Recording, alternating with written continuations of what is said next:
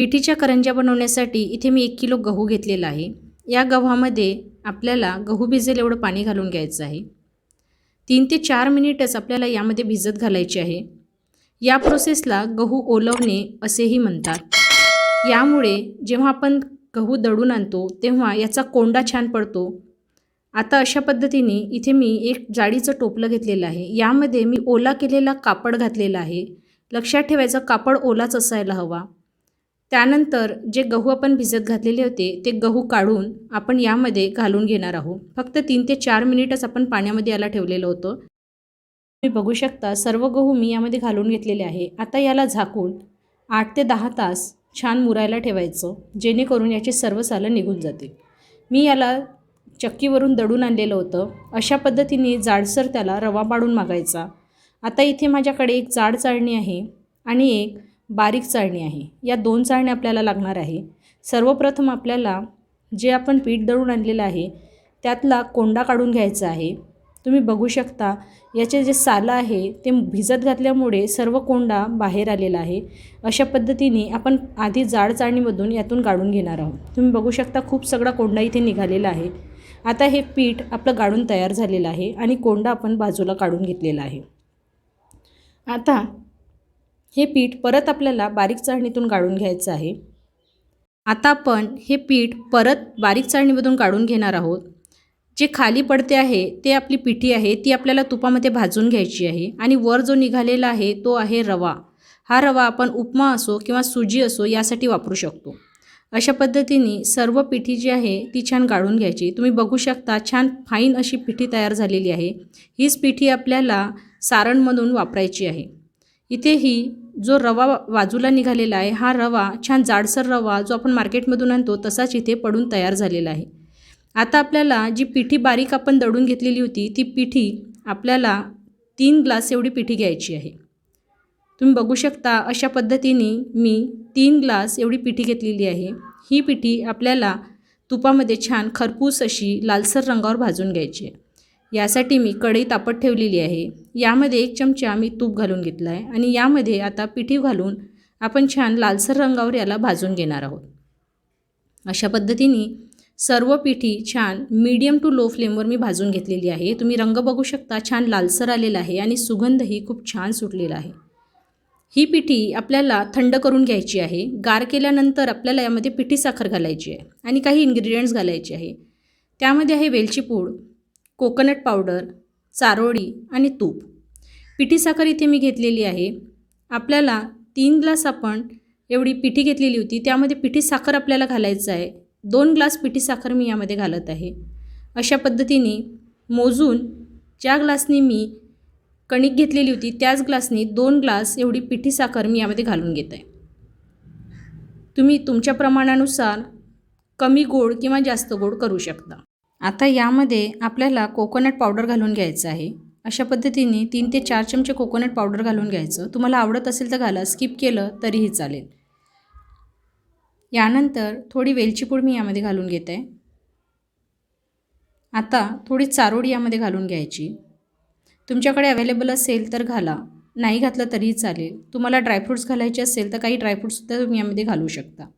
यानंतर याला व्यवस्थित मिक्स करून घ्यायचं। यामध्ये 2 ते 3 चमचे तूप मी घालून घेणार आहे। तुपामुळे याला खूप छान असा स्वाद येतो आणि यालासुद्धा छान मळून असं चोडून घ्यायचं। करंज्याची वरची पाती बनवण्यासाठी मी इथे बारीक रवा घेतलेला आहे। या ग्लासनी 2 ग्लास एवढा रवा घेतला आहे। त्यानंतर तूप घेतलेलं आहे आणि थोडं मीठ घेतलेलं आहे। आता रव्यामध्ये मी थोडं मीठ घालून घेते। चवीपुरतं मीठ घातलेलं आहे। याला छान मिक्स करून घ्यायचं। आता यामध्ये 5 ते 6 चमचे एवढं तूप घालायचं। तूप घातल्यामुळे करंज्यांची पाती आहे ती छान कुरकुरीत बनते। अशा पद्धतीने सर्व तूप घालून घ्यायचं आणि याला छान पिठाला चोडून घ्यायचं। अशा पद्धतीने पिठाला छान तूप चोडून झालेलं आहे। आता यामध्ये पाणी घालून आपल्याला कणिक भिजवतो तसा गोळा मळून घ्यायचा आहे। हा गोळा तुम्हाला 5 ते 6 तास आधी सकाळी भिजवून घ्यायचा। जर तुम्ही दुपारी करंज्या बनवणार असाल तर 6ला भिजवून घ्यायचा, म्हणजे 12पर्यंत छान गोळा जो आहे मळून आणि मुरून छान तयार होतो। चला आता करंज्या करायला घेऊया। यासाठी आपण जी पिठी तयार करून घेतली होती ती पिठी मी इथे घेतलेली आहे। घोळण्यासाठी थोडा मैदा घेतलेला आहे। जो रवा आपण सकाळी भिजवून घेतलेला होता तो छान मुरलेला आहे, तो आपल्याला घ्यायचा आहे। त्यानंतर इथे मी पाणी घेतलेलं आहे आणि करंजीसाठी इथे आपल्याला साचा लागणार आहे। त्यानंतर गोळी जी आहे ती पेढ्याच्या आकाराची तोडून घ्यायची। तुम्ही बघू शकता पेढ्याच्या आकाराची कणिक घेतलेली आहे। आता याला घोळणामध्ये घोळून घ्यायचं आणि पोळपाटावर ठेवून याला छान मीडियम जाडसं लाटून घ्यायचं। खूप जाड किंवा खूप पातळ इथे लाटायचं नाही।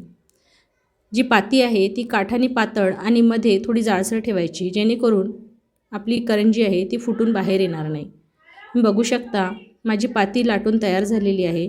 खूप जाड किंवा पातळ मी इथे लाटलेली नाही आहे। अशाच पद्धतीची पाती तुम्हाला लाटून घ्यायची आहे। आपल्याला साचा जो आहे तो पिठामध्ये घोळून घ्यायचा आहे, जेणेकरून पाती जेव्हा आपण साच्यावर घालू तेव्हा ती साच्याला चिकटणार नाही। आता मी ज्या पद्धतीने तुम्हाला दाखवलं आहे त्याच पद्धतीने साच्यावर पाती घालून घ्यायची। जी सेमी सर्कल साईड आहे त्या साईडनी कमी ठेवायची आणि फ्लॅट साईडनी आपल्याला जास्त पाती ठेवायची आहे आणि पातीला मध्ये दाबून घ्यायचं। आता पिठी जी आहे ती दाबून दाबून साच्याच्या आतमध्ये भरून घ्यायची। अशा पद्धतीने आपल्याला पिठी जी आहे छान उंचवटा करून याला वरपर्यंत भरत आणायची। तुम्ही बघू शकता छान दाबून दाबून पिठी मी भरलेली आहे। आता जी सेमी सर्कल जी साईड आहे त्या साईडला आपल्याला पाणी लावून घ्यायचं आहे। अशा पद्धतीने याला पाणी लावून घ्यायचं आणि पाती यावर घालून छान दाबून घ्यायची। तुम्ही बघू शकता मी अशा पद्धतीने दाबून घेतलं आहे। नीट दाबून घ्यायचं, जेणेकरून जे सारण आहे ते करंजीच्या बाहेर येणार नाही। जेव्हा आपण तळू तेव्हा ते बाहेर यायला नको। बघू शकता छान टप्पोर अशी करंजी बनवून इथे तयार झालेली आहे। अशा पद्धतीने सर्व करंजी आपल्याला इथे बनवून घ्यायची आहे। इथे मी कापड ओला घेतलेला आहे आणि वरूनसुद्धा ओलाच कापड घातलेला आहे, त्यामुळे करंज्या ज्या आहे त्या तडकत नाही। आता तेल गरम झालेलं आहे, या तेलामध्ये आपल्याला करंज्या सोडायच्या आहे। तेल खूप जास्त तापू द्यायचं नाही, मीडियम असं तापलेल्या तेलामध्येच करंज्या तळायच्या। बघू शकता छान याला पाती जी आहे छान याला बबल्स यायला लागले आहे। तुम्ही बघू शकता अशा पद्धतीने आपल्या करंज्या ज्या आहे त्या तळून तयार झालेल्या आहे। तुम्ही बघू शकता किती छान दिसत आहे आणि याला छान थंड करून घ्यायचं। अशा पद्धतीने सर्व करंज्या मी तळून घेणार आहे। खूप गरम तेलामध्ये करंज्या घालायच्या नाही, त्यामुळे पाती जी आहे ती खूप जास्त कडक होऊन जातं आणि खूप जास्त वेळ याला तळायचं नाही। याला वरून बबल्स आले की तेलाच्या बाहेर काढून घ्यायचं। खूप लाल कलरवर याला तळायचं नाही। तुम्ही बघू शकता अशा पद्धतीने गरमागरम अशा करंज्या आपल्या बनवून तयार झालेल्या आहे। मित्रमैत्रिणींनो, तुम्हाला माझी रेसिपी कशी वाटली मला नक्की कमेंट बॉक्समध्ये कळवा। चला तर मग भेटूया एका नवीन व्हिडिओमध्ये नवीन रेसिपीसोबत। तेव्हापर्यंत बघत राहा शुभांगीज किचन मराठी।